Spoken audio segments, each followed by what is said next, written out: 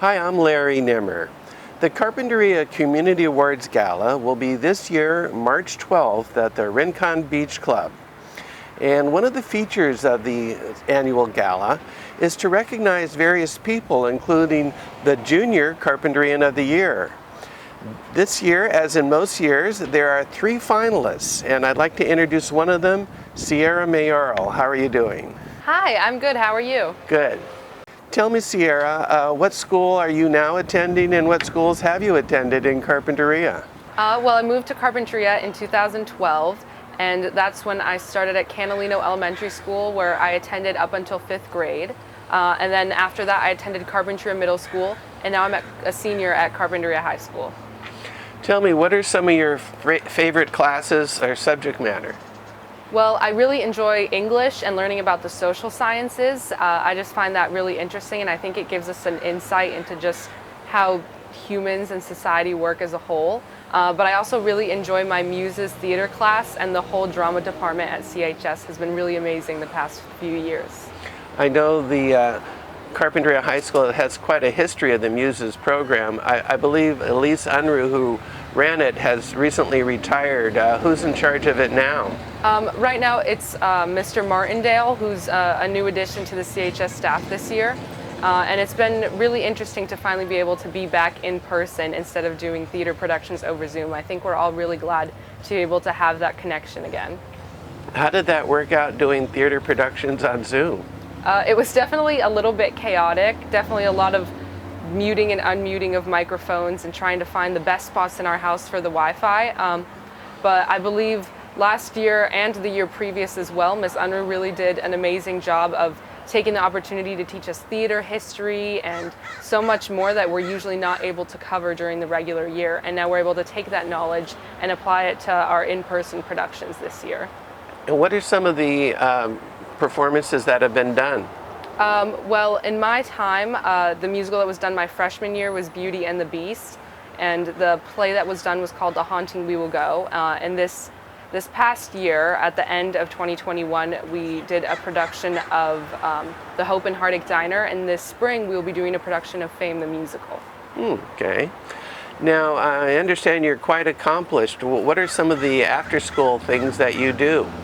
Well, also since I've moved here, I've been very involved in Curtis Studio of Dance here in Carpinteria. I was a member of their competition team for 4 years before, unfortunately, COVID interrupted all of that. But I still dance there very consistently, and it's such an amazing part of Carpinteria and offers so much to the community as well as to the youth in the community. And so I feel really lucky to be able to be taught by the instructors there and learn from them. I'm also involved in mock trial at Carpinteria High School. I'm currently the president, and my role in the team is as a pretrial attorney. And I've learned a lot through that program, and I also think that's another program that does a lot for the students and the teenagers in the community and teaches us a lot. I'm also involved in Diversify Our Narrative, which is an advocate and activist group run by students to try and get more anti-racist and diverse texts in CUSD schools. Tell me about that, and have you been aware of racism, or you probably have in the news, and are you aware of it at school at all? Yeah, definitely. I mean, I've had a very interesting experience with that because I'm actually from Mexico. My mom's from the US and my dad's from Mexico, and I lived in Mexico until I moved here in 2012, and it was definitely a very interesting experience. I remember coming the first day, and especially since Carpinteria is such a predominantly Latinx and Hispanic community, having there be a little bit of a dissonance because I didn't look like the other Hispanic kids, and there was a little bit of confusion on both sides of why we didn't look like each other and all of that. And I feel like the work that I'm doing now and that I have done, including with past Carpinterian of the Year nominees Laura Flores and Isa Alarcon, we all just have drawn from our own personal experiences in Carpinteria, and we really just want to make sure that these conversations are had, and especially that the youth in schools are taught about it, because it really is such an important part of our community, the whole Hispanic and Latinx community. And also, I believe that Carpinteria really has so many great things to offer, and it would be a shame if any of that was hindered by preconceived notions of each other, which I don't think it is that much, but I feel like everyone always has room to grow. Interesting. Yeah, I definitely think, especially the past 2 years, I feel like teachers and educators have become a lot more aware of it, and they've definitely been bringing that awareness and that knowledge into the classroom. But I think We're here outside the Friends of the Library bookstore. It's a little loud, but it's Yeah. also nice to be out here. But you were saying? But I think the thing that all the students involved in Diversify Our Narrative are really trying to do is make sure that these things are taught in schools and that students feel comfortable having these conversations from a young age and being able to address these issues comfortably. So I think just continuing to kind of find whatever knowledge on it we can and trying to encourage educators and students to bring that knowledge and that sort of open-mindedness and understanding to the classroom would be really beneficial. Interesting. And tell me about mock trial. What is that, and what type of issues have you debated? Well, mock trial is a really great program that we have at CHS. Essentially, every single year, the mock trial, I'm not sure if you would call it organization or whatever, send out a case packet, and it has a made up case, but based on real law and real facts. And they give you the positions that you have to argue, and you have to be able to learn different Supreme Court cases and California appellate cases in order to support your arguments. And then our competition is next Saturday, and we're going to be going to the Santa Barbara courthouse and competing against other schools in the county. We just argue the arguments. We separate into prosecution and defense on our team, so we kind of go with two different teams in a way, and we present our arguments in front of a judge, and the judge makes a decision. And it's a really great opportunity not just to practice public speaking skills, but also just to learn about law and how the government works and how a trial works. Do you have any jobs?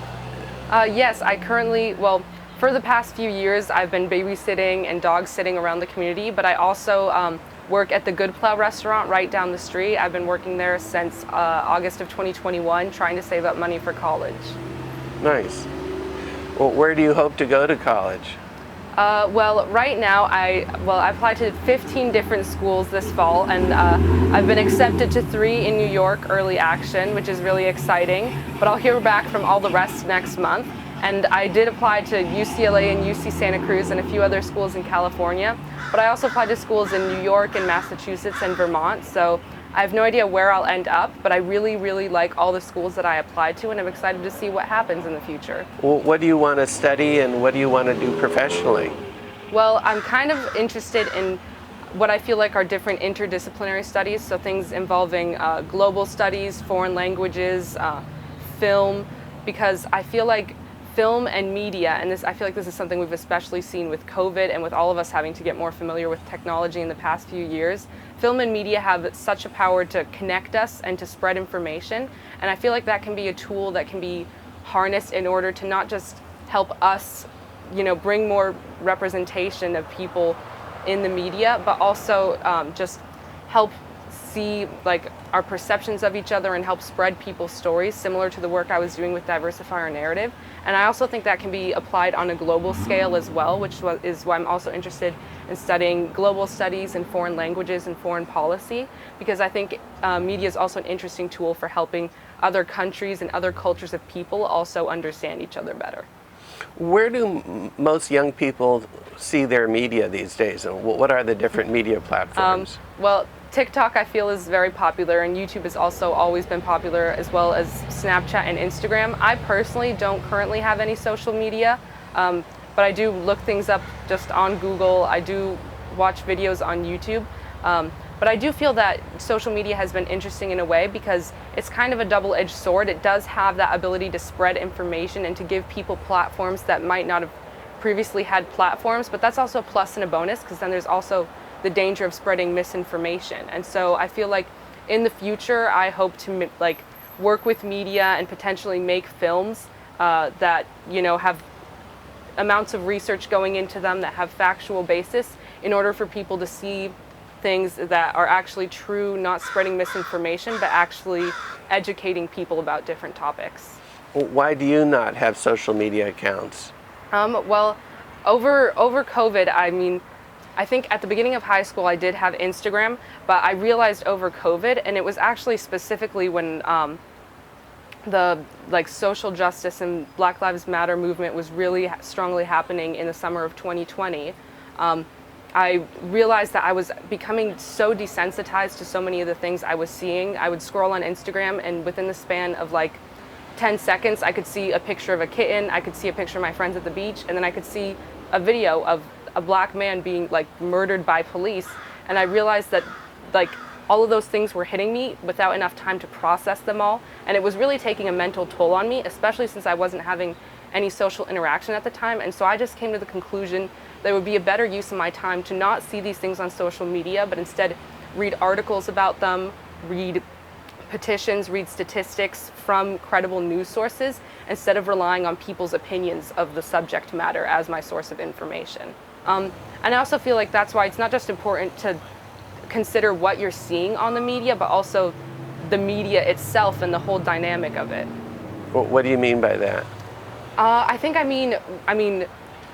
mean, at previous generations, I feel like have the perspective of having, you know, pre-social media life and post, but my generation has essentially grown up with it our entire lives. Even though we weren't necessarily walking around with Instagram at 3 years old, we were at 11 or 13, and those are extremely formative years, and so that's the way we're used to communicating with each other and interacting with each other. But I mean, some people can have 24-hour long conversations on social media, but as soon as they get face to face, don't have anything to say to each other. And I feel like that's something we really don't stop to consider, and it's just the normal for us, and I don't see why it should be. And I think that's something we need to think about more and really confront, which I understand is hard. I had to confront that with myself when I went through my process of deleting social media. I felt like I would be missing out on things, but I realized that actually I became more, this might sound cheesy, especially to other teenagers, but I really did feel more fulfilled once I deleted it, because I didn't realize how extreme the mental toll it was taking on me until I didn't have it anymore. Interesting. Do you have any other interests or hobbies outside of school? I know dance, acting, reading. Reading, yes, I definitely do really like to read, and I feel like that's kind of storytelling and just stories in general, I feel like are kind of a through line with me. I've loved stories ever since I was little, and just I feel like so many of the things that I've been involved in have involved that, telling stories through dance or through acting. I've done volunteer work at the Alcazar Theater and the Carpinteria Art Center, where I got to see kids making art firsthand and telling stories through their art, and then also having the ability to have Osa Olsen at the Alcazar Theater teach me production and lighting design, and how that can contribute to the telling of a story. And so I feel like whether I'm out here involved in the community or just reading a book at home, just stories are something that I'm really passionate about and really enjoy, and that's what takes up most of my time. Nice. So fiction reading mainly? I think for a while I was reading fiction, but I've actually been getting really into nonfiction lately, or historical fiction, just because I think it's so interesting. Of course, it's amazing to escape to a fantasy world for a little bit, but I think books based off reality and based off true accounts really give us so much insight into the world, into who we are as people. I was recently reading a book called, I'm trying to remember what it's called. I think it's called Yale Needs Women, and it was about the experiences of the first group of women that attended Yale University once it decided to start going co-ed. And I thought that was really interesting, and I feel like so many people are also scared of reading nonfiction because I think it's just facts and figures, but really it's just the real life accounts of people. But yeah, I think just reading and understanding other people's experiences is something that is really important and that we should take more time to do. So where did you come from in Mexico, and what are your thoughts about Carpinteria? Yeah, so I lived in a small town in Mexico in Baja California Sur called Loreto. And my dad, who's from Mexico, is originally from Laguna San Ignacio, which is San Ignacio Lagoon, and it's this very small rural fishing village. All the families there have lived there forever. All my side of the family on my dad's side lives there. And yeah, it was very interesting. Definitely, my side of the family there definitely lives in a very rural community, and it's definitely very different than the United States, obviously, but what I find really interesting is that the town that I lived in, Loreto, is right between the ocean and the mountains, and it's essentially about the same size as Carp, and everyone knows each other. You say hi to people walking down the street. And so I feel like even though I was nervous to move to the US, coming here and seeing the similarities and the parallels was very comforting to me, and finding that Carp is also a town where everyone knows each other, where you go downtown or to the grocery store and you run into people you meet all the time. And I feel like that's something that I definitely don't take for granted and see as a huge privilege to grow up in two communities that were so nurturing and welcoming. Well, what brought your parents to Carpinteria? My dad got a job working for Island Packers in Ventura as a boat captain, but my parents, when we lived in Mexico, both previously worked to teach fishermen there English and the practice of sustainable fishing, and being able to still partake in fishing while being conscious and mindful of the environment. What do you think about your school, Carpinteria High School, and do you suggest any changes in the future? Carpinteria High School, kind of like I said about Carpinteria before, is really great because it's so small and everyone knows each other. I was actually talking to my friends about this the other day, and we feel like it's not really a school where you can get lost in the crowd. No matter what, at least one person is going to see you and know who you are, which, again, I think we take for granted how wonderful that is to have growing up, and what a great environment that is to come of age in. But I do believe that one way Carpinteria High School can improve is by bringing in more conversations and lessons about race, about different cultures, about diversity, especially, again, as a predominantly Hispanic community. I believe having more lessons in history about that, more books in English classes by Black, Indigenous, people of color authors would be really beneficial, especially with such a predominantly Hispanic community, and being able to not just educate other cultures about each other, but also making people feel seen in their education. Do you have any suggestions to other students or their parents on how kids can do well in school and well in life?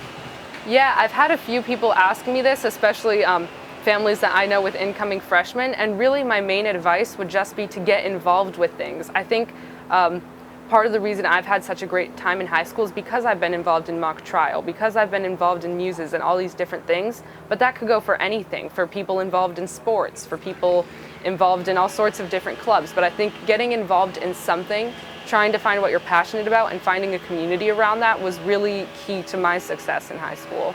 Nice. Is there anything else you'd like to say? Not at the moment, but I think just thank you so much for the honor of being a finalist for Junior Carpenterian of the Year. I'm really grateful for it, and I think it's an amazing program. Well, thanks so much to Sierra Mayoral, and good luck to you in your future life, and we'll see you at the Community Awards Gala. Thank you. Okay, hello, I'm Larry Nimmer, and it's my pleasure now to introduce Kate Cooney, one of the Junior Carpenterian of the Year finalists. How are you doing, Kate? I'm good. How are you? Good, thank you. Nice to see you. Tell me and the audience, where do you go to school, and what are you studying? Right now I'm a senior at Carpinteria High School. Okay, excellent. Tell me, what are some of your favorite classes at school? My favorite classes have definitely been my English and history classes throughout the years, and also my Spanish classes. Okay, nice. And why do you like those classes so much? I'm definitely just more of a humanities-based person. I've always enjoyed reading, and the language-based classes just come more naturally to me, so I find myself enjoying them more. Nice. What are some of the things you do outside the classroom, like your community service or whatever? I'm pretty busy outside the classroom. I'm in 3 sports: cross-country, soccer, and track. So, well, cross-country, soccer, and track, okay. Yeah, so I cycle through those throughout the year, and then I do mock trial in addition to some clubs at school. And then there's community service, which I've done mostly through an athletics internship program at the high school. Basically just help out with the execution of pretty much every sporting event that we host at Carp High. And are there a lot of sporting events hosted at Carp High? Yeah, there's a lot. I'd say the busiest season for us is the winter, when we have indoor basketball for boys and girls, and then soccer. There's a lot of events through every season. And what are some of the things you need to do to prep for it? There's a lot of things that go into a sporting event that people don't really think about. There's the ticket sales and the scoreboard operations, and then just kind of setting up different things, taking down, setting up the gym, cleaning up after the event. Nice. And tell me, who are your parents, and do you have any siblings? Yeah, my parents are Pat and Christy Cooney. They're both pretty heavily involved throughout the community. And then I have two younger sisters, Charlotte and Caroline, who will be coming up through the community as well. And I know your grandfather's former principal at Carp High. Who's he? Lou Panazon, yeah, principal, teacher, and coach at Carp High. Nice. What are your plans for the future? For the future, I haven't decided where I want to go to school yet, but I'm planning on attending a 4-year university, hopefully majoring in special education with the goal of becoming a secondary special ed teacher. Wow. That's neat. Have you worked with people in special education? Yeah, so for the past 2 years, I've been working with two boys with autism, and working with them has really inspired me to carry on that career path. Huh. Well, what is it you like about that? You feel like you're helping them, that you can make a difference, or what? Yeah, I think it's a really rewarding path to go down. It's fun to work with the boys and see how they've changed over the years I've known them. Is there anything that comes to mind that you've learned from people with autism?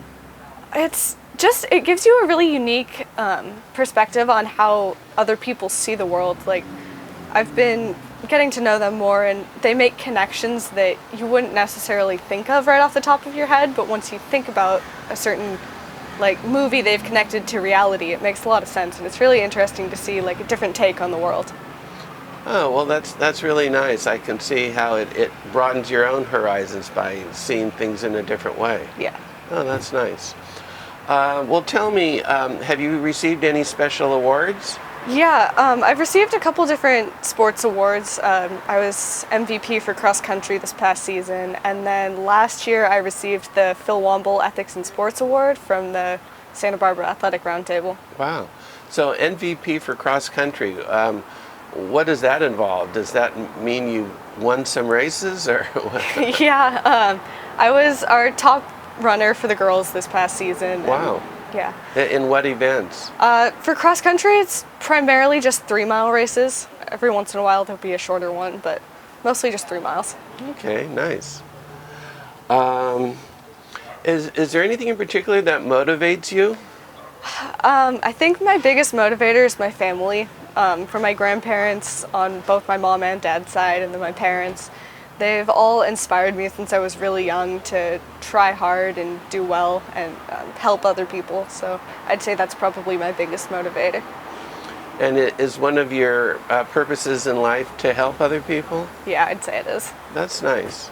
Do you have any hobbies or anything else like that outside of the classroom and what you've told me? Yeah, I don't have very much time outside of the classroom, but when I'm out of school, I like to read. I really enjoy going to the beach. Water skiing is a big thing, and also I have a VW Bug, so me and my dad like to work on restoring that. Oh, nice. Where do you water ski? Lake Tahoe. We go there every summer. Have you ever water skied in the ocean? No. I guess it's not easy to do it there. I don't think so. Well, when you go to the beach, which beach in town do you go to? I always go to Jelly Bowl. Oh, Jelly Bowl, nice. Yeah. And do you live near there? Yeah, very Nice. close. What do you think about the town of Carpinteria? I really love Carp. It's just so small, and everybody knows everybody, and people are super supportive, and it's something you don't find a lot of other places that we kind of take for granted here. Do some kids who grow up in a small town get frustrated that you know everybody and you can't be anonymous? Yeah, it's definitely a blessing and a curse, but it also helps you keep on track, and you don't really, do things that you wouldn't want other people to see you doing. Yeah, I've heard that said before, that they won't act out because their aunt or uncle may see them or hear about it and get back to them. Yeah. What do you think of Carp High? I take it you like it, and do you have any suggestions for the future? I love Carp High, and I've grown up there. I think it's just great how the teacher-student ratio is so small, and you really get to know your teachers where you wouldn't in a bigger school. And I think the only suggestion would be to try and keep those core values of Carp High the same, and maintain the warrior traditions. And what is the warrior tradition? Work hard, play with integrity, keep up scholar athlete, so school before sports, and just what it means to be a warrior. Do you have any suggestions to other students or their parents how kids can do well in school and just get along well in life? My biggest suggestion would be to get involved right away. Freshman year can be scary, but one thing I didn't do a lot was branch out, and then I found my sophomore year, I kind of stepped out of my comfort zone. I joined mock trial, I joined band, and those are two things that became really important to me in high school. So I think start reaching out right away, and if you don't like something, you can change your mind, but get involved from the beginning. Well, what do you do in band? I was the drum major in the marching band this past year, and we have basically 2 seasons. There's marching band season and concert band season. So for marching band, we play at the football games, and concert band, we just focus on hosting 2 pretty big concerts during the school year. For those that haven't been, football games are a pretty big deal in our town. Do a lot of people show up? Yeah, it's Maybe less during the pandemic? less so after COVID, but football's been a big tradition in Carp, and it's fun to be a part of hosting a football game. And what do you get out of being part of the band? Just the experiences, the memories, and getting to play music. Nice. Do you play music at home at all? Sometimes, not very often. Okay. What do you play when you do at home? Well, I play the clarinet in band, and then sometimes I'll mess around with the piano or the ukulele. Oh, nice. And now, is there anything else you'd like to say? No, I don't think so. Thanks for interviewing me. Well, congratulations for being such an outstanding student, and I wish you well in life and ahead in whatever you do. Thank you. And so this is Larry Nimmer for the City of Carpinteria, and a reminder, the Community Awards Gala will be March 12th at the Rincon Beach Club, and it will be under the auspices of the newly formed Santa Barbara South Coast Chamber of Commerce from Goleta to Santa Barbara. I'm Larry Nimmer. Hi, I'm Larry Nimmer, and I'm interviewing the Junior Carpinterian of the Year finalists, and it's my pleasure to introduce Eduardo Vences. How are you doing? I'm doing well. How are you? Thank you. Good. What school do you go to? I go to Carpinteria High School. Okay. And what are some of your favorite classes or subjects there? Right now, my favorite class is anatomy with Miss Rogan. It's really interesting. It's a lot of memorizing, but I really enjoy it. Well, and what do you hope to be in the future, professionally or otherwise? I'm hoping of becoming a physician's assistant and specializing in pediatrics. Okay, well, very nice. Did you go through schools all your life in Carpinteria here to all the Carp schools? I did. From first through 3rd grade, I went to Canalino, and then 4th and 5th, I went to Aliso, then middle school, and now high school. Okay. Well, you're apparently quite an accomplished young man. Tell me some of the things you do outside of the regular class time. After school, I have track and fields right now, and then fall semester I have cross country. And yeah, that's something that I really like doing, running with the team. Well, and by the way, if it's a little loud, we're here in downtown Carpinteria at Mills Corner. What do you like about cross country? Does it make you feel your body feel good, or is it fun, the competition, or what's fun about it? I just really like being part of a team. It's fun to run around with some of my peers, and the competitions are really like nerve-wracking, but they're really fun. And what sports do you compete again? I do cross country and track and field. In track and field, what particular events? I am part of the 800, sometimes I do the 16 and the 32. My main one is actually the 16. Okay, well, nice. And what are some of the community service type things you do? Freshman year and sophomore year, I did a lot of community service at the Carpenteria Arts Center during the summer arts camp that they host. But I've also done some community services at the Cottage Hospital, and right now, during the school year, I'm helping out at the cafeteria by passing out lunches. Okay, well, nice. Well, what did you do at Cottage Hospital?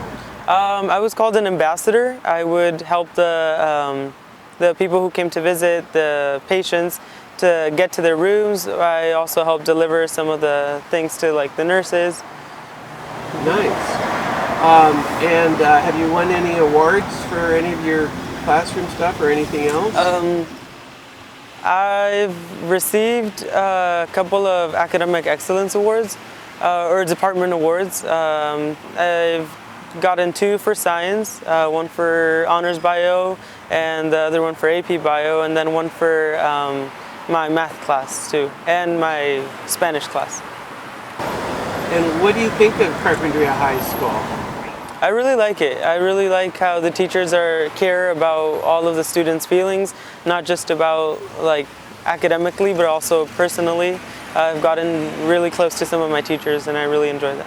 Any teacher in particular you like? Yeah, Ms. Geday. She's my avid teacher and also my Spanish teacher. And sometimes I would have her 2 times a day because of that.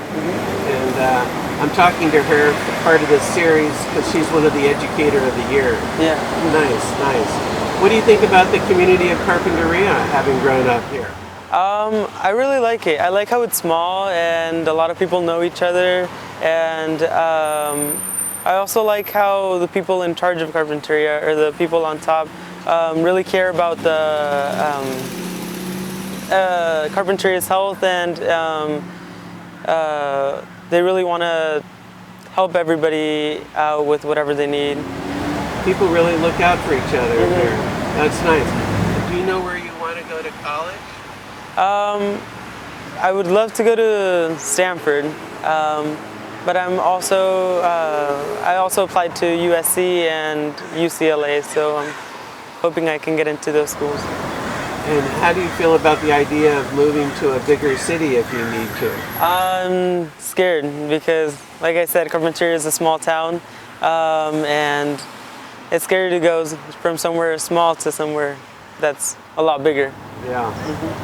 Do you have any thoughts of any changes you'd like to see in the school district or at your school? I don't think so. I actually really like the high school. I like how it's the administration.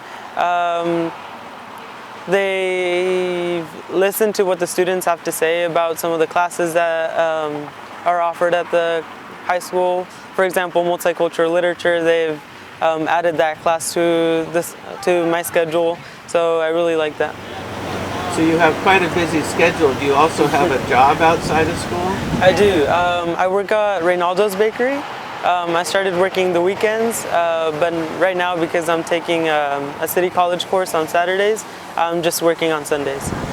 What's it like working at Reynaldo's? Are you at the front desk or making the things in the back? I'm in the front desk, and it gets really busy on Sundays. It's really stressful, but it's a lot of fun running around.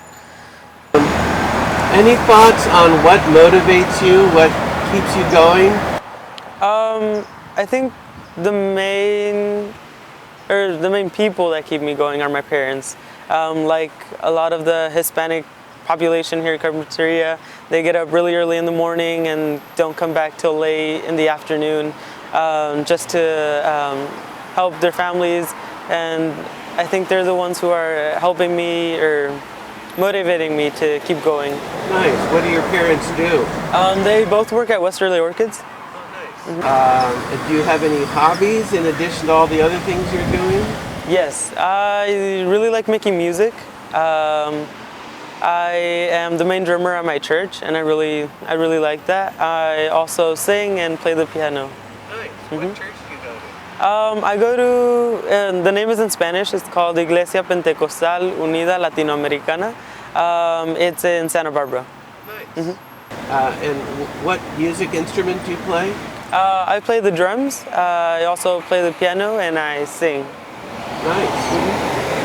Do you hope to continue doing that forever? Yes, I'm actually part of my church's national choir, and I'm planning on continuing that and performing or participating in the choir performances. Well, what do you like about singing in a choir? I really like how it all sounds at the end, all the voices joining together, and how how everybody sounds together. I really like that. How did COVID affect you and the family?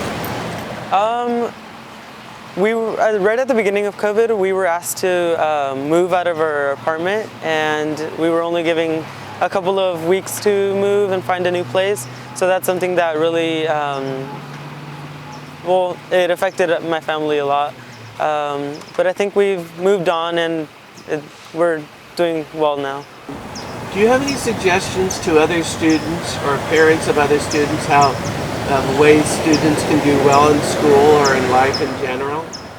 I think just having people that support you in everything you do. Like I mentioned, my parents are always motivating me to keep going, even though some classes may be hard or it gets stressful a lot of times.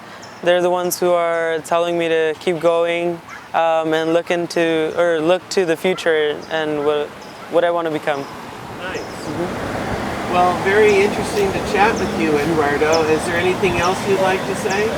Well, first of all, I'm honored to be one of the Carpinteria finalists. And I also wanted to say hi to my little sister, Ashley, and my parents, Areli and Eduardo. Okay, well, great talking with you. Thank you. And a reminder to the viewers that this year's Community Awards Gala will be March 12th at the Rincon Beach Club, and it's now under the newly formed auspices of the Santa Barbara South Coast Chamber of Commerce from Gala to Carpinteria. I'm Larry Nimmer for the City of Carpinteria. We'll see you next time. Hi, I'm Larry Nimmer.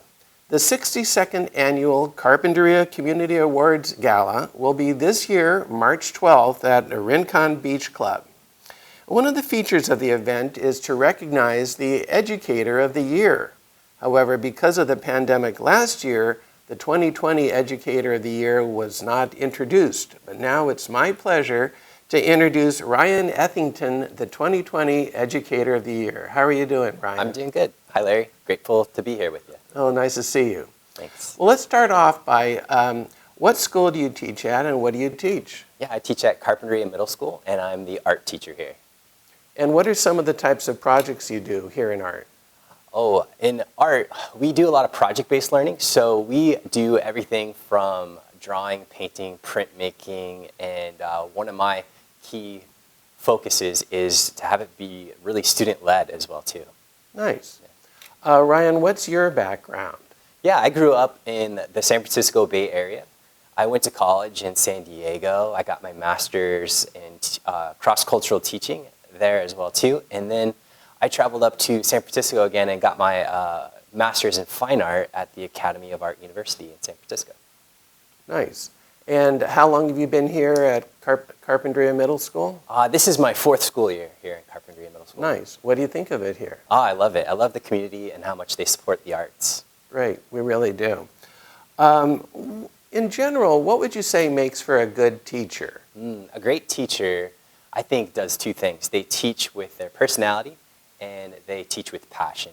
So the things that they're really interested in, they bring to the classroom, and that passion rubs off on the students. So they also are motivated and have a lot of fun in class. And what are your strong points? Yeah, I think when I was in middle school, I experienced some adverse experiences actually, and so that helps me actually connect with our students, especially on the social emotional learning that I spend a lot of time working on with our students, and really understanding the importance of it at such a important time of change and growth in their lives. And I think I can relate to the things they're going through and the responsibilities they have. But also, I really like to have fun, and I try to have a balance of being silly and serious and organized at the same time, and it creates a fun atmosphere for the students to learn in. Nice. Tell me, what are some of the lesson plans you have or your teaching techniques? Yeah, like I said, I focus a lot on project-based learning. So doing things that are really student-led.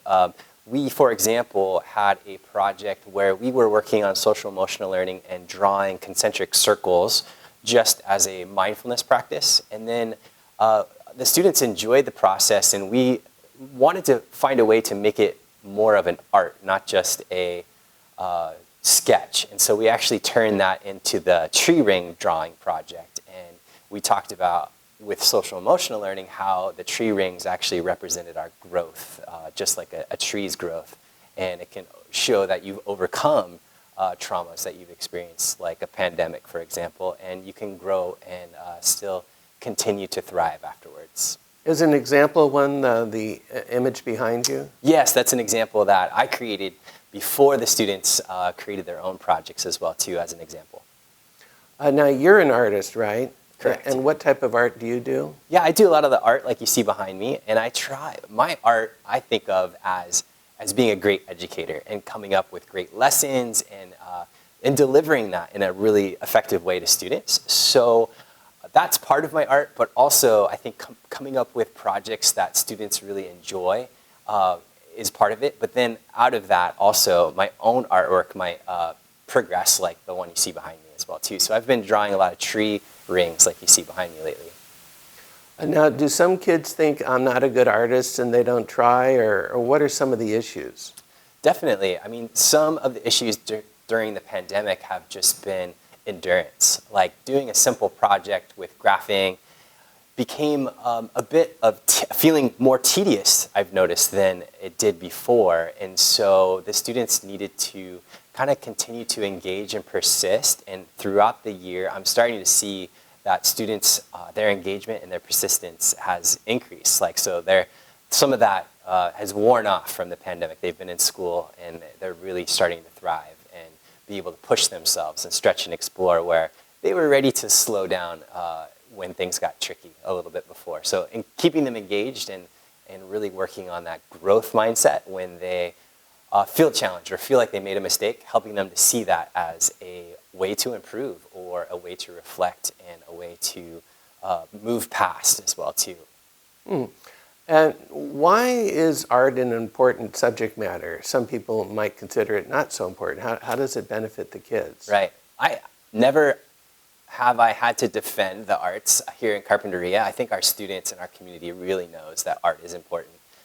But one of the main things I think students get when they take away from what they take away from my art program is really creative thinking. They use their what we call studio thinking or habits of mind, where they learn to embrace the challenges that they have. They learn to reflect on their artwork. They learn to understand the art world, and also, as I mentioned, like a way to practice like the ethic of excellence is what I call it. Reflection and continuing to critique their work, taking risks, and then also thinking about how they can improve their work all the time is something that they're building on, how to create something beautiful. And I think that transcends not just art, but going out and working on whatever subject matter they're working on. Well, if someone becomes a professional artist or not, it's still, I would think, beneficial to do in their free time, and then it might even apply to other types of jobs. Well, what are your thoughts? Definitely, absolutely. Like I see that ethic of excellence is something that I've described to students as a way to really push themselves into being creative and learning to, not just in art, but focus on their math or their science and learn how to craft beautiful work, whether it's in art or it's outside of art. One thing I saw recently was we did a line drawing in class, and what happened was a lot of the students didn't want to do the next step and add value. And I was like, no, come on, we got to stretch and explore. We're going to try new things. We're going to add value to this. But a lot of them said, I feel really safe with the way it looks, and I don't want to make a mistake. And so I was really teaching them growth mindset, like go for it. Like we can make mistakes. It's okay. And if it doesn't look great like you looked before, we'll stop and we'll think about ways we can improve it as well. So that is just a mindset I think you can learn from art and take into anywhere. Is there some value in having tactile things going on like art? And do you teach any computer art, or is it all tactile? And what's the value of that? Yeah, we do drawing, painting, printmaking, digital art, so we get to dabble with everything. And I definitely think there's value in grabbing a piece of clay or holding a pencil and learning how to sharpen it, actually, and how to hold it when you're drawing. So the students really enjoy, I think, the project-based part of it, where they're learning by doing making and building, and they're learning these ways of thinking, and they're learning about the elements and principles of art by doing. And so that really, I think, motivates them, yes. Well, when they do digital art, I don't see any computers in your classroom. How do they do it? Yeah, all of our students now have Chromebooks, so they use the apps through their Chromebooks as well too. Yeah. Are they given Chromebooks by the school? They are. They're given Chromebooks by the school, and we also have had a computer lab here where we would use it in the past as well. You may have answered this, but what do you think the kids enjoy about your teaching style? Yeah, I think the students enjoy that we are really making projects in class that are student-centered and that are motivating for them because I'm passionate about it, they're excited about it, and I think they like that maybe there's a real-world connection to a lot of the projects that we do too. Nice. Well, being a teacher, what lessons have you learned about teaching or about life in general? Yeah, I would say I've been really focused on social emotional learning in my practices here at Carpinteria Middle School, and I've not only become a better teacher, but probably a better dad and husband just by teaching my students how to deeply listen and how to use mindfulness. What is social emotional? What does that mean? Yeah, social emotional learning is what it sounds like. It's like teaching students about how to be social, how their emotions work, and how to function as a middle schooler when so much change and things are going on in your life. Interesting. That's fun. Do you have any hobbies outside of school other than art? Yeah. Obviously, I love making art. I love doing photography and printmaking myself, and I paint a lot. And you can find me in my garage painting a lot. But I also love to just explore different hiking trails and go to the beach with my family as well too. I take it you like the Carpinteria Unified School District, and do you? But do you have any thoughts of any changes in the future? Yeah, I love Carpinteria Middle School. I have been teaching art since 2001. I've taught preschool through adults, and I've really found my sweet spot here at Carpinteria Middle School. I think I'm teaching the right age for me, and I love the school district, how they've supported the arts and brought me on. I love our community that has been supportive of the arts as well too. And I also, I guess if your question was what things would I maybe add or change, I think here after having the pandemic, we've been really kind of closed down, locked down. I would love to see more parent involvement as we open back up. I'd love to see parents on campus and involved in their students' education. I'd also love to see businesses find ways to be involved on campus as well too, because we're not just like an education factory, we're also a community, and I love how our community stays involved in our schools and our school district too. Well, thank you, Ryan. Is there anything else you'd like to say? I'm so grateful. Like I said, I'm thankful for all the parent support, the parent groups, and I'm so thankful for our Carpinteria Education Foundation and our school district, like I said, that supports the arts. And one thing that's made me really happy here at CMS is my principal, Lisa O'Shea, and Ricardo Cota, has been just really, they've given me a lot of affirmation, and it makes it where I'm happy to come to work because I love our students, I love our staff, and I love our principal who's been supportive of me as well too. Yeah, as well as our school district too. Yeah.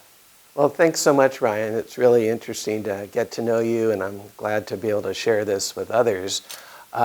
This year's Carpinteria Community Awards Gala will be under the auspices of the newly formed Santa Barbara South Coast Chamber of Commerce, from Gala to Carpinteria. It'll be March 12th at the Rincon Beach Club, and I hope you can make it. So thanks for watching. I'm Larry Nimmer. Hi, I'm Larry Nimmer, and I'd like to introduce one of the Carpinteria Educators of the Year, Kate Geday. How you doing? Hi, fine, thank you. Thank you for having me. What was that? Thank you for having me. Yeah, my pleasure. So tell me, where do you teach and what do you teach? I teach at Carpinteria High School, and I teach Spanish. This year I have third year Spanish and AP Spanish, but I've had the opportunity to teach all the levels in my years at the high school. And I also teach AVID, which is Advancement via Individual Determination. And it's a course for students who would like to attend college that traditionally might not have. So first generation students mostly. Well, very nice. Tell me, Kate, what is your background? I have been a teacher my whole professional adult career. I grew up in Santa Barbara, California. I actually attended Westmont for my undergraduate work and Northridge for my teaching credential, and I have my master's degree from Azusa Pacific. Well, very good. In general, what makes for a good teacher, would you say?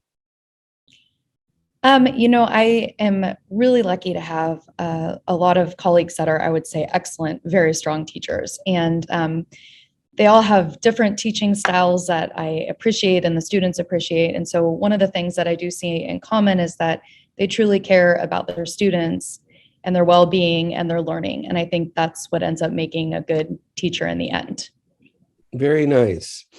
Well, let's see. Can you tell me what some of your strong points are? I take it you care for your students. That's a interesting question. Yes, I do. I think that's my favorite part about teaching. I love learning from my students. I like learning about them. I like to hear their points of views and their opinions. And so that's my favorite part of my job, is working with the kids. Tell me some of the types of projects or the work you do with your students. Projects are one of my favorite things, just because it allows them to kind of showcase their creativity. And so, a project will be around something. Right now they're doing a project on music, but they get to show what their creative side looks like and kind of explore some more information and then share it with us as a class. And again, my favorite thing is learning from them. And so I always learn something new when they're presenting their projects. So I really appreciate that part of teaching. And do you do that with the AVID classes too? Yes, our AVID classes, that is definitely something that I really love. They do some really cool projects in there where I get to learn about them as they learn about themselves. And so we get to kind of share that journey. And that is a really a cool class for getting to know students really well. What would you say is the importance of attending college? It may be obvious to some, but I'm curious what you have to say. I definitely think what I tell my students and what I know from my own personal life is just opportunity. I think attending college gives us more opportunities in life, and just what we've seen with the pandemics and the ups and downs and the economic crisis and the recession and all of those things is the more opportunities we can give ourselves, a lot of times around education, the better we're able to ride out all of those different changes that will happen. Very nice. Well, being a teacher, what lessons have you learned about being a good teacher or about yourself? I think, like I've said, kind of the same theme. I really do enjoy working with our younger generations. I know this sounds cliche, but they really truly are the future that we're moving towards. And so getting to see them at this stage where they're figuring out who they are and what they're going to think about issues really gives me an opportunity and a window kind of into the future and where we're headed. And so I love that part of my job. I love learning about them and from them, and just that opportunity, I think, that a lot of society doesn't get. I feel like I get to have that privilege every day of seeing what they're discovering. Nice. What are your interests outside of the classroom? I really enjoy reading and going for hikes, walking, and spending time outside. We live in such a beautiful area, and spending time with my family. Where do you live? I actually live in Oakview, so in the Ojai Valley. So I commute in. I have a beautiful commute down the 150. Get to look at the lake every morning. Nice. That must be beautiful. Yes. Let's see. Do you have any suggestions for how the schools change into the future, or your school or the school district? I think we all lived a lot of change in the last couple of years. And I think, not all of it was, well, most of it was not something that we had all chosen. But I do think we're going to see some positive changes coming out of that. And our students have really shown their grit and their resilience over the last couple of years. So I hope that we will all learn from them of the things that worked and the things that didn't work, as we see this remote work change, in the professional sectors of how we can support our students for the world that they're going to walk into. Well, very good. And is there anything else you'd like to say in general? I'm flattered to have this honor, and I'm thankful for my colleagues and for my students and for this community, and I'm so grateful to be a part of it. Well, very good. Tell me, how do you pronounce your last name again, or your full name? It's Geday, Kate Geday. Is that Spanish? So Geday, yeah, it's actually German spelled in Spanish, which is why it's a little harder to pronounce for everyone. So yes. Okay. Well, thank you very much. And congratulations to Kate Geday being one of the 2021 Carpinteria Educators of the Year. This year, the program will be held March 12th at the Rincon Beach Club under the newly formed Santa Barbara South Coast Chamber of Commerce from Gala to Santa Barbara. And hope you can make it. If not, we will be able to watch it on Carpenteria's TV channel. And for the City of Carpinteria, I'm Larry Nimmer. Thanks very much. Hi, I'm Larry Nimmer, and it's my privilege to introduce one of the Carpenterian Educator of the Years, Carolyn Haynes. How are you doing? Great, thank you very much. Carolyn, tell me, what school do you work at and what do you teach? I teach third grade at Catalino Elementary. And what's your background? So I grew up in Orange County. My husband grew up here in Carpinteria. We moved here in about 2015. Before moving here, I ran and taught at a post-secondary school. I trained dialysis nurses and technicians. So I was always a teacher of adults before moving here. When we moved here, I started volunteering in my kids' schools, and I really fell in love with the elementary setting and working with younger students. I started substituting in the school district, and I got my multiple subject teaching credential, and I've been at Catalino now as a full-time teacher. This is my third year. How old are your kids now? My kids are 13 and 15, so they're at the middle school and high school here in town. Oh, that's nice that you have your own kids here in the school district. Yeah, it's been great. It's really nice to teach in the community that we live in. And you live here in Carpinteria yes, too? Yes. Nice, nice. Tell me, what in general makes for a good teacher, and what do you think are some of your strong points? I think a teacher has to really love kids. The teachers that I think are most successful and really enjoy what they do genuinely love spending time with students and getting to see kids grow. I also think that teachers who are curious about the world and are lifelong learners themselves tend to make the most successful teachers, because there's always something to learn. In my classroom, everyone is a learner, myself included. Everyone is a leader.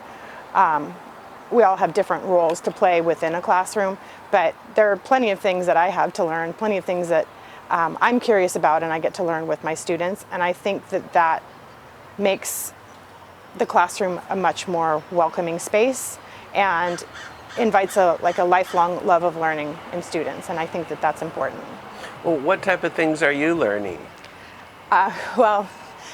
We've been studying ocean pollution. It got sparked off this year.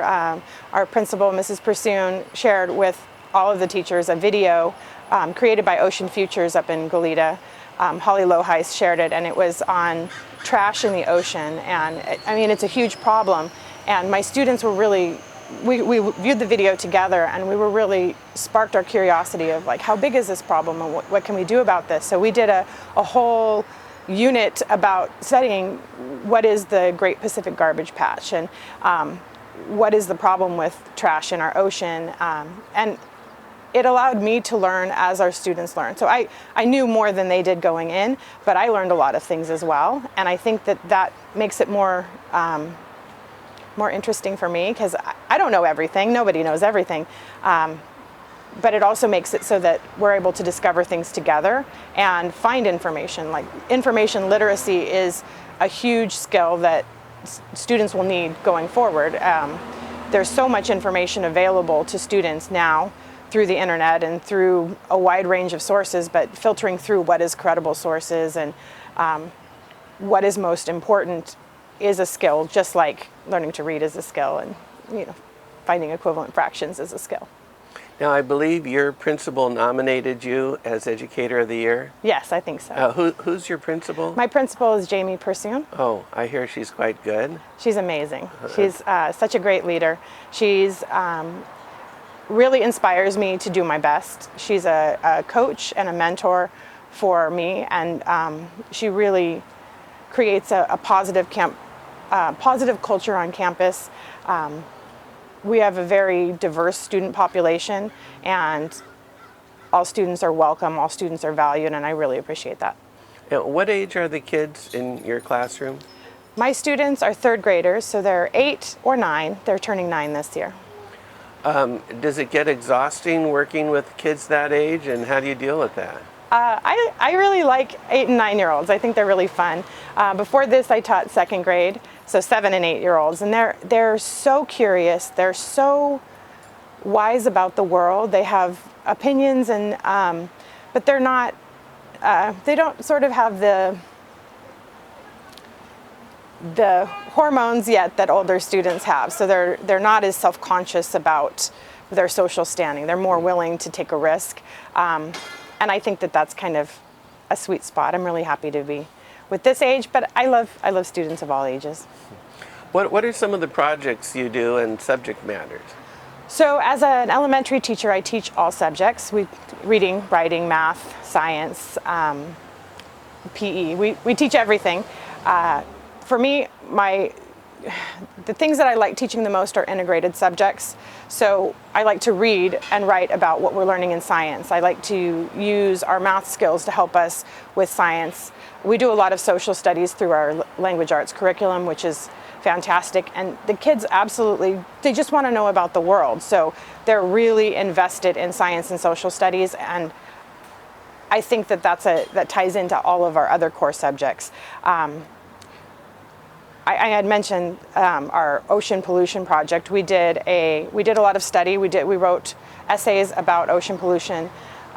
We've written letters, persuasive letters about ocean pollution, and we've done art projects related to it. So it really allows us to pull all of our subjects together when we really are interested, and it's something that we find fascinating, and it makes it really easy to really integrate all of the subjects together, which gives a more holistic approach. You don't read separately than writing. They really do go hand in hand. And if you're working in science, you write about your science, what you're discovering and what you think about it and your hypothesis. And so really having very interesting topics for us to study makes it so that we're able to bring them all together. And topics that are relevant to them living here by the beach.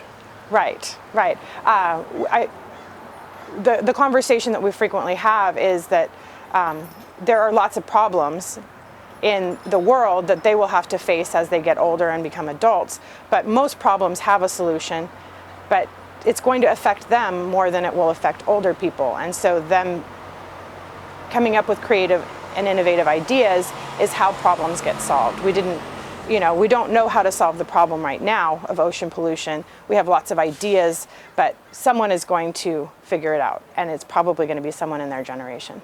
Are they also studying global warming at all, and are they We do. We talk about climate it? change. We talk about climate change really frequently. One of the things that my class does is we look at current events every Friday. We look at things that are happening in the world that are more kid appropriate. So in this past week, it was the Super Bowl, and the Olympics is going on right now, and things like that. But one of the stories that came up was that koalas are now considered endangered because of all the droughts and wildfires in Australia. And that's an opportunity for us to talk about, why are there droughts and why are there wildfires, and why does it seem like we're having more extreme weather, and is this different or is this the same as it's been, and what is causing this, and as people, what is our responsibility to the animals and to our planet and to one another to tackle this problem. And it's hard because it feels very overwhelming, but oftentimes kids feel better when they have a plan. They have a step to say, okay, this is something I'm going to do. I'm going to bring in a reusable water bottle rather than, bringing in a plastic water bottle every day. And it's something that concrete that they can do, but it's also raising their awareness and having them become more aware members of our community and our society. I think I can hear you well. We're here outside the Friends of the Library bookstore, and some noise off and on, but it's nice being outside here. Are there Spanish-speaking kids in your classroom? Yes, I have a group of bilingual students. We call our students who speak both Spanish and English immersion bilingual students, and I have a group of immersion bilingual students, as well as all of our elementary teachers teach a protected 30-minute block of time called designated English language development for students who have not yet mastered English. So they get a protected portion of the day where they are specifically learning language skills. It happens to be one of my favorite parts of the day. I get to work with students who are bilingual, the group that I work. And I take it you're bilingual? I am not bilingual. I wish I were. I'm trying very hard to be bilingual. It is tough to learn a second language as an adult. I took Spanish all throughout middle school and high school, and I have a lot of understanding of Spanish. I read and write in Spanish better than I speak, which is a pretty common phenomena for language learners. So I have a lot of empathy for my students who are learning in two languages and who have a language that doesn't feel at home in their mouth and are working on that. So yes. Nice. Well, what percentage of the students are Hispanic? Do you know? At Catalino, I think we have 60% Hispanic students at Catalino. Not all of those students are considered English learners or emergent bilinguals. Some of them have already mastered both languages and are considered already bilingual students. But a very sizable population at our school speaks Spanish at home. How did the pandemic affect you and your students? I suppose it did. Pandemic has been transformative in I think all of our lives, but education, we really have gone through a wide range of changes that some of them will be lasting and some of them were temporary.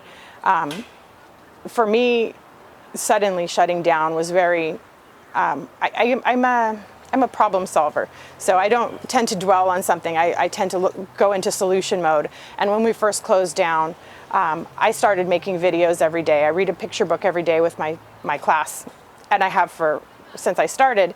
But I started making YouTube videos, reading picture books to my students so that they had that consistency and they had that connection of reading a story with me every day. Started that even before we came back online. I happen to love technology. I'm a technophile, and the transition to Zoom and digital learning was really easy for me, but it wasn't for everybody, and it wasn't for a lot of students, and it wasn't for a lot of my colleagues. So I was able to do a lot of things because I felt confident learning the new technology and producing videos and other digital assignments. But I started coaching a lot of my colleagues through it as well, because it was really difficult. It was a really difficult time. I still feel when we do Zoom meetings like we don't want to go back to that. Being in the same room with your students is a very different experience than being on the computer and being distant. A lot of families really did not have access to the internet and didn't have the technology skills to be very successful at home. I know a lot of my students were at home with older siblings or had a parent who had to take off work to help them be at home, and that was really, really difficult. Being back in person is dramatically better. Are you back full-time now? It's We February have. 2022. I think we've been back full-time since April of 2021. All students have been in the classroom since April of 2021. And so it's been almost a year now that we've been back fully in person, which is great. I think that's it's much more effective for majority of our students. Do you have any suggestions for changes going into the future with teaching or the school district? The one thing I wish that we had more funding from the state and federal level for schools. I think something we've learned from the pandemic is how very vital the public school system is to our community, and how important it is not only for students but for families to have transportation and nutrition and that connection with their families. And it's hard to do when you're having to choose how to allocate resources. We have a lot of requirements and mandates, and we do that very well. Teachers and school systems are very, very flexible, very, very innovative with how we solve problems, but a little more money would make a really big difference in the lives of our students. Is there much involvement by parents in the classroom or with the kids? With the pandemic, we haven't had parents on campus yet. So we just found out that parents will be back on campus, or allowed back on campus, March 1st in the Carpinteria schools. Actually, will be outside. They'll be allowed on campus, but outside, will not be in the classrooms quite yet. But my experience in Carpinteria is there's a lot of family involvement, both with helping out in the classroom, volunteering in the classroom, and on field trips and all sorts of programs. I know that there are some classrooms at Catalino where parents volunteer to help teach PE, and they walk over to El Caro Park, which is fantastic. Myself as a parent, I love to get to see what my own children are doing in their classrooms, and I look forward to having parents be able to participate on campus as well. Do you have any suggestions for parents how they can help their kids become good students? And do they get homework that they help them with, or what are your thoughts? Yes, I think students at every grade level have homework. I think in the primary grades it's more optional, and as they get older it becomes more important. I think the one thing that I think that students would benefit most from is reading at home and reading with your family. So either shared reading of a book or having a family time where everybody reads would make a really big difference in a lot of kids' lives. Reading is one of the core skills that accesses all the other subjects and is a determinant of success. And reading is more fun when you get to talk to someone else about what you're reading and you see someone else doing it. If it's just go to your room and read your book for 30 minutes, it's not very exciting, it's not very fun, especially if it's something that their child is struggling with, if they have a hard time with reading. Having shared reading experiences where you are being read to or reading to your child really will make a big difference. And lastly, is there anything else you'd like to say? I'm really surprised to be chosen as one of our Educators of the Year. I'm really proud of what our Carpinteria schools do. I think that kids have been amazing and resilient throughout the pandemic, and I'm very optimistic that we'll be stronger communities and stronger schools because of this sort of shared life-changing experience. Well, Carolyn Haynes, congratulations. Sounds like you're a great teacher, and what I read about what your principal wrote, that you're a great teacher. Keep up the good work, and thanks so much for your dedication to the students of Carpinteria. Thank you so much. This year's Community Awards Gala will be March 12th at Rincon Beach Club, and this program is now under the auspices of the Santa Barbara South Coast Chamber of Commerce from Goleta to Santa Barbara. It'll be March 12th, as I said. You can get your tickets online. For the Chamber of Commerce and for the City of Carpinteria, I'm Larry Nimmer.